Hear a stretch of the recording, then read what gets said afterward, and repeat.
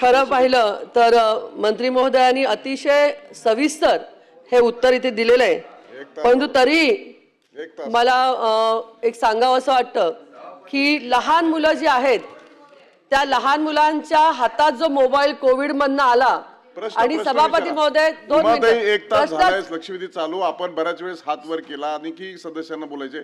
आता मंत्री महोदयांनी सविस्तर आणि तपशीलवार उत्तर दिले. स्पेसिफिक प्रश्न विचारा. सभापती महोदय, राग काढायचा प्रश्न नाही. मंत्री महोदय आशिष शेलार यांनी अतिशय सुंदर इथे त्याचा अभ्यास केलेला आहे, त्यांनी माहिती दिलेली आहे. परंतु मला इथे सांगणं असं आहे की आता आपण एखाद्या मॉलमध्ये गेलं तर आई मुलाच्या हातात मोबाईल देते आणि तो खेळत बसतो आणि आई शॉपिंग करते. ह्या पद्धतीचं जे चाललेलं आहे समाजामध्ये, मोबाईल घेते, आई स्वयंपाक करते, मुलगा मोबाईल मध्ये बघतो, काय बघतो कळत नाही. सभापती महोदय, एका घरामध्ये गेली असता रोब्लॉक्स खेळतोय मुलगा आणि त्याला एक मेसेज आला की माझ्याशी फ्रेंडशिप करशील का, 11-12 वर्षाचा मुलगा, आणि त्याच्याकडे असा मेसेज येतोय.